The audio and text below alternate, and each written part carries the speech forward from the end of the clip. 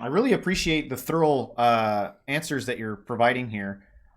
We've done like a lot of reactions on Hindu gods like that, and it seems to be up in the air sometimes with the comments that we get of how many actual gods are there. From your understanding, how many gods are there? As I told, every person has their own higher self, but you have to know that the population decreases as you ascend. That is, it starts from the Brahman. Brahman is the original state. From there, it splits into Ishtadevata, that is the adored one, and the adoring. So from two, it splits into many. That is, it keeps on splitting until it reaches humans, animals. So in humans, if you see, there is like billions of population. In animals, there are more. So that is how, as you descend to the lower chakras, the population increases. But as you ascend, the population decreases. So obviously, the number of deities will be less than the number of humans. But you can still kind of like cross pollinate. You don't have to necessarily stick with the higher self. You can cross over in other gods you can make connection with. It doesn't have to just be with the one that you're talking about, right? It all depends on what is your D20 chart, that is the astrological chart. So based upon that, the exact deity or Ishtadevata can be determined. Yeah. It also seems like gods seem to show up for certain circumstances. Like over the years, like there's different ages. Apparently, you're supposed to be in the age of Kali Yuga right now, right? Hmm. And like, I'm fascinated with like, are gods kind of also meeting people where they're at, what they're going through? Because I'm kind of thinking of modern society right now. We seem to be living in an age of fear, while at the same time an age of maybe consciousness enhancement. People are starting to question things and personally develop in certain facets. Is there a god that's best suited for the day and age that we're living within? There is no deity which is better than your Ishtadevata. So let's say the closest deity to my heart is Kali, but the closest deity for, let's say, you is Jesus. So for you, Jesus itself is the deity or a being who will take you towards the truth. It cannot be Kali. But for me, Kali itself is the answer to go to that vibrationless state. Hmm. Jesus cannot take me because it all depends on how you splitted from that vibrationless state. If I didn't split into Kali and myself, then I cannot take her help. That is only if I split it into Kali and myself, only then I can go back to that origin through her help. So it's basically like you have to fall in love with the person meant for you. You cannot choose some other person's wife or husband. Uh, that loved one is determined, it's predestined, and only they are the answer for your lack of love. So once they come into your life, that lack of love completely satisfies. Only then you will be able to tell, I am satisfied. I no longer need to see this dream again and again. So basically, you're waking up every morning into this dream because you're lacking love. So every time you sleep in the night, you go to the origin.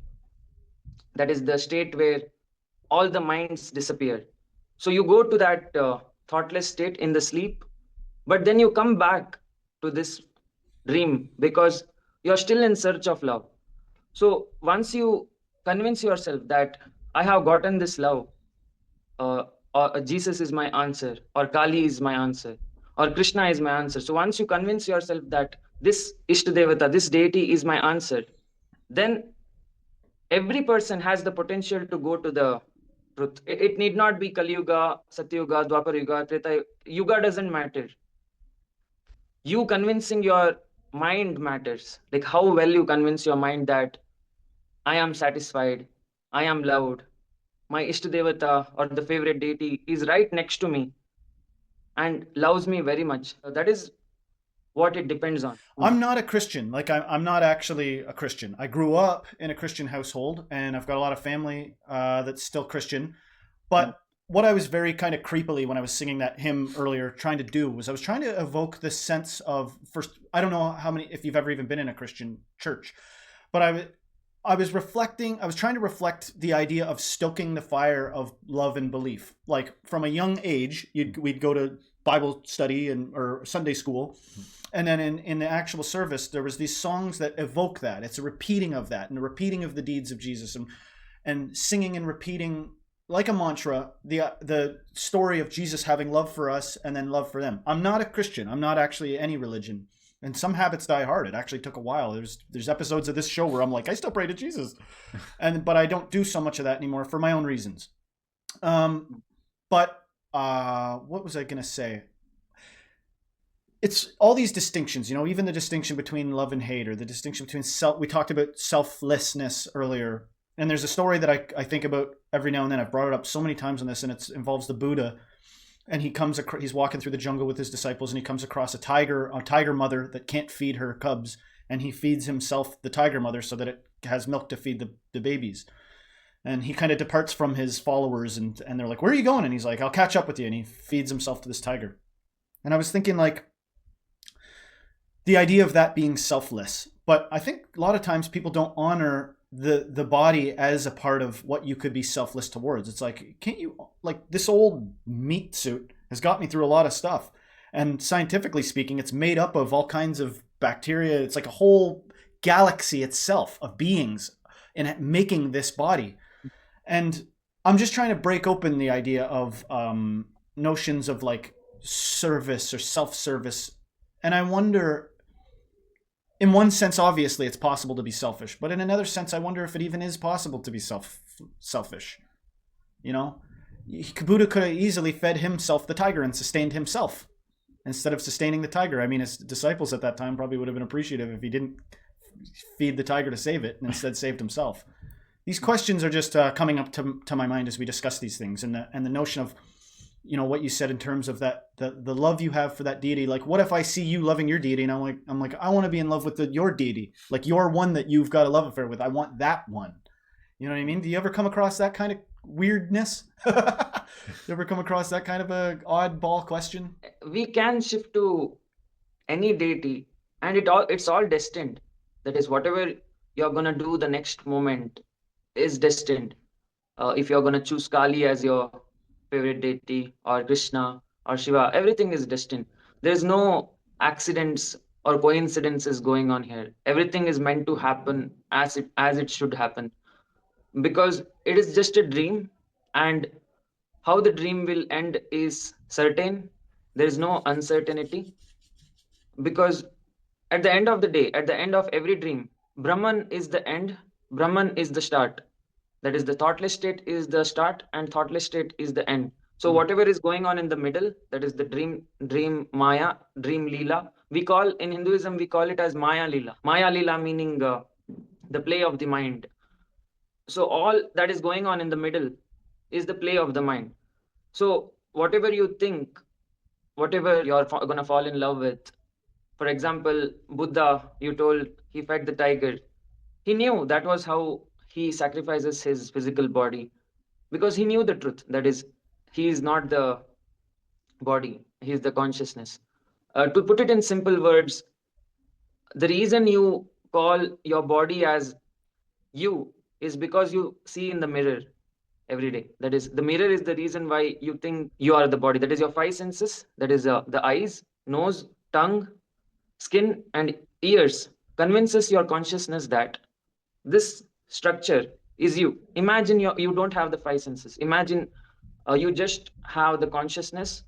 Then it wouldn't know that I am this body. It's just because of the five senses and mirror, that is the reflection, you're convincing yourself that this is the body. Once you realize that you're not James or you're not Justin, the James, Justin, Aditya, they just are a part of a dream. So there is a huge dream going on, created by the causal being of this universe. So causal beings are basically way advanced human beings. That is, human beings, after they do meditation for millions of years, they become causal beings. So these causal beings, after storing ojas for millions of years, they create stable dreams, stable dream structures. So that is what we are inside right now. That is, we are inside a stable dream structure created by a causal beings. So in Hinduism, we call that causal being as Garbhodakshaya Vishnu. So Vishnu meaning a dreamer, Garbhodakshaya meaning it is inside the womb of the mother. So what we consider is there is the whole universe is the womb of the mother, and inside the universe there are dreamers called Vishnu who are dreaming of the stable universes. Because if you observe, when you dream, that is when you go to sleep at night and when you dream, you're not able to create stable dreams. The reason is because your ojas is not strong enough. That is, the ojas that you stored is not enough to create stable dreams. That's why immediately when you are afraid of something inside the dream, you pop it. That is, you pop it and come back to a stable dream. So you come to a dream which is stable. The reason it is stable is because the causal being has stored the ojas and created it in such a way that any amount of fear or any amount of anxiety, stress will not pop it. But we are not that strong. That is the we are in Hinduism, we are called as Kshirodaksha Vishnu. That is the baby Vishnus, baby dreamers. The human beings, astral beings, are called baby dreamers. The reason we are called baby dreamers is because we are not able to create stable dreams. We create fearful dreams, nightmares. We create dreams which are easily perishable. And that is how we are assigned to be this Kshirodaksha Vishnu, small dreamers. Once you learn, right, how to create a stable dream, then you can easily create a dream for your own, to fulfill your own desire. That is, let's say you have a desire to be a king of the whole world. So you can create a dream, a stable dream where you are the king of the whole world. So that is what a causal being is doing. So a causal being, he satisfies his last desires. So he has last desires like, I want to be the king of this planet. So that is what he does. He creates a beautiful planet, and in that planet he becomes the king, and then his dream perishes away. That is, it disappears. So that is what is happening even in this dream. That is, this dream is soon gonna end. That is, once the Kalki Avatar, that is the causal being's avatar, is gonna come to this planet, and once he establishes dharma meaning righteousness inside the dream, then this dream is going to perish away. That is, he's going to end the whole dream structure. Then we will go back to the original state of the consciousness. So that is how we are a part of this Maya Leela, that is mind's play. But this thing looks like it's cyclical. Like once that whole process happens again, it's all just to restart all over again and do the same thing again. Like it will recreate itself and go through the whole process for infinity. Is that what's happening? Correct. It is a memory. Basically, whatever is going on is just a memory of your consciousness. So you are going back to that old self. So basically, the characters, that is James, Justin, Aditya, and all the characters from Donald Trump, Kali, Krishna, Vishnu, Modi ji, everyone, every character in this dream is just a memory for that Brahman, for that vibrationless state. All these characters, all the animals, plants, birds are just like a thought process. So it goes back to the memories, and it goes back to its original state. At night time, that is when we sleep, we go back to our original state. Then when we wake up, we come back to our memory. So we are scanning our memory basically right now. Do you think we're close to Kalki's return? Like do you think we're living in the last days? Correct. That is, the causal being will make his entry, and he will establish dharma. That is, whatever wrong is going on inside his dream, he will rectify it. Then he'll go back to dreaming. So, for example, if you were dreaming, you would obviously make yourself the main character, right? Yeah. Yeah. Same thing is going on. And Kalki is the avatar of Vishnu, right? Correct. So yeah. But is Kalki considered a god or just another entity, like a humanoid, with superpowers or something? So when you enter your own dream, you would obviously give yourself some powers, and that is how you would enter a dream. So he will have a lot of powers. But at the end of the day, he's still Vishnu and he's still the god. I don't consider Vishnu as God. I consider every one of us as God. That is, everyone are that Brahman or the Supreme Consciousness. We just enter this Maya Leela to be the characters of his dream. So we knock the door of the causal being. That is, We tell, I want to be in your stable dream because I myself am not strong enough to create stable dreams. So that's why, please let me inside your dream. So that is what happens before your birth. That is, your soul cries for help. It tells, I want to be born in a stable dream. I can't handle this chaos. So that is why Vishnu, what he does is, he puts all the small souls into his own dream, into a character. And the problem what happens is, the consciousness thinks I am the character. So that is where we get fooled. We think I am Aditya, I am James, I am Justin, but that is not the truth. This character belongs to Vishnu. For example, now let's say you wrote a beautiful story of so many characters, like let's say Game of Thrones. So whoever wrote Game of Thrones has created so many characters. And let's say the writer of Game of Thrones, he puts all the consciousness into the characters. Now the consciousness has to not consider that they are the characters. They are just the actors in the movie. That is, they are not really the characters. They are just playing the role of the character. So the actor must never forget that he's just acting. He should always remember his original state. Like how Chris Hemsworth, he played the role of Thor. So he should not forget that he is Chris Hemsworth. That is, he should know that he is not Thor. Thor is just a role play given to him by the directors. Sometimes that happens to those actors. They get so into a role that, like, you see interviews months later. I'm not saying that's what he did, but they're still like struggling with that character because they got so deep into it. The more immersive sometimes, or the harder that they went trying to gather that role. Yeah, like Heath Ledger as the Joker, or that guy that played Elvis. You know what I mean? He's like, I can't shake off this Elvis role. Maybe it was working for him. We've talked a bit about consciousness here. I always like to ask our guests whenever we're talking about consciousness, from your understanding, like what is consciousness in a maybe you can explain it in a way for our audience who's not all Hindu. There's people from many walks of life that watch our channel. What would be the best way to kind of describe what actual consciousness is? Consciousness is like a powerhouse of intelligence. So it has the complete potential to create multiple universes. At the same time, it has the complete potential to sustain universes. By universes, I mean dreams, dream structures. And at the same time, it has complete potential to destroy all the universes. By destroy, I mean destroy all the thought processes. So it has complete power to create, sustain, and destroy. So that is what consciousness is. It's basically a powerhouse of intelligence. If you see in Iron Man, Jarvis, it's like a consciousness. Whatever activity you tell it to do, like build an aircraft, build a bodysuit, it creates. At the same time, if Tony Stark tells Jarvis to destroy the suits, it will destroy all the suits, armors.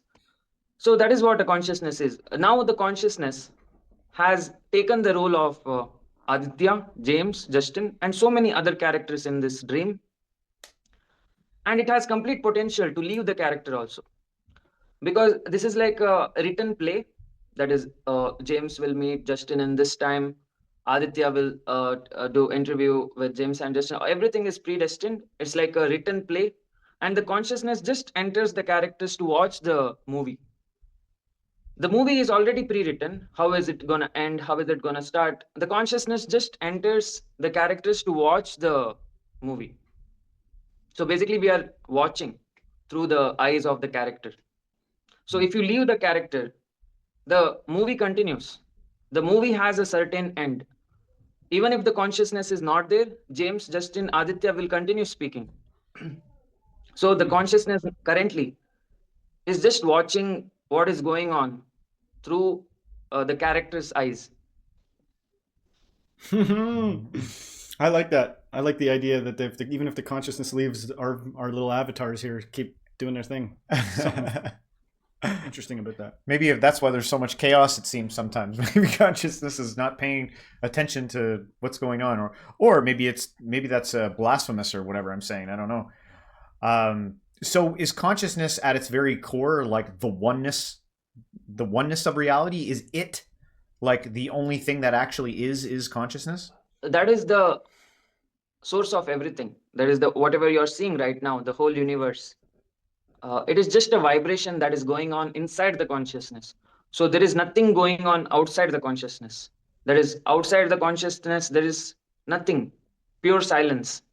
So whatever universe you are seeing, whatever dreams, whatever thoughts, everything is going on inside the mind of the consciousness. On your channel, I'll be honest, there's a lot. Like, I watched a lot of videos. There's a lot of things I'm kind of watching at a distance that I don't fully understand when I'm watching you doing your classes and teaching and all that stuff. It's fascinating to listen to. Is there anything that you're saying on your channel that might be considered like cutting edge, that other like people who are more familiar with Hinduism or Sanatana Dharma, they're watching it and they're going, I don't know about that. Have you gotten anything like that on your channel, or any pushback? The Sanatana Dharma, that is, Hinduism is misinterpreted a lot. That is, many people don't know what truly is Vishnu, what truly is Shiva, what truly is Parvati, Durga, Kali. They understand it through a perspective of Dvaita. So there are two concepts in Hinduism. One is Dvaita and another is Advaita. So Advaita was taught by Adi Shankaracharya and Dvaita was taught by Madhvacharya. So in Dvaita, what is considered is the deity or the god is separate from the human. So that is what Dvaita tells. God and humans are completely separate and they can never be together. It's like the lover and the loving can never be one, it is always separate. But in Advaita, it is not like that. It is like, I am the God, that is Aham Brahmasmi. I am the God. All the gods that we talk about are inside us. So that is what Advaita tells. This was taught by Adi Shankaracharya. So in Hinduism, it was always a fight between Dvaita and Advaita. That is Adi Shankaracharya and Madhvacharya. So Adi Shankaracharya told that the Kundalini itself is the mother. That is the energy flowing through us is the mother universe. And the consciousness is the father aspect. That is Shiva. Shiva is the watcher. Like if you see the Marvels, the watcher. So that the watcher is like the consciousness itself, Shiva, the masculine part, whereas the feminine is the Maya creator. So the the Kundalini, that is the energy flowing through our spine, is the mother itself, which is creating desires, creating thoughts, creating all sorts of things. So basically, whatever you're seeing in front of you is the mother's creation, whereas the person who is watching mother's creation is the father. So that is how masculine and feminine is separated by the Advaita. Advaita is I am the God concept. Whereas Dvaita, that is Madhvacharya, told a completely different thing. He told that the Vishnu, that is the dream creator, causal being, is completely separate from the dream elements. That is, we are the dream elements. All the characters are. We can never become him. So that is what Madhvacharya told. Because to become like Vishnu, it takes a lot of effort and a lot of determination. But he came to a conclusion that we as human beings can never become causal being. We can never create a universe like how he does. So that is what Madhvacharya told. But Adi Shankaracharya told that we can become a causal being, we can create universe because we ourselves are the Brahman. So that is the two ideologies fighting with each other, and that is what is happening in every YouTube channel ever talks about Sanatana Dharma. So every comment, if you watch, it'll be like a Dvaita follower fighting with the Advaita follower. Well, Aditya, I just want to say thank you so much for coming on the show. We had a great time. This was a great learning experience. Maybe to close things out, you could leave our audience with maybe your overarching theme from your channel, any last words that you want to say, and then you can let them know where they can find you, what you got going on, and all that good stuff. Before I conclude, I would like to say that there are 4 ways of reaching the truth. So one is through Bhakti Yoga, that is through falling in love. Another is through Jnana Yoga, that is through self-inquiry, that is thinking about who am I, what am I doing here, what is this place all made up of. So that is self-inquiry, that is Jnana Yoga. So that is the second path of knowing the truth through questions.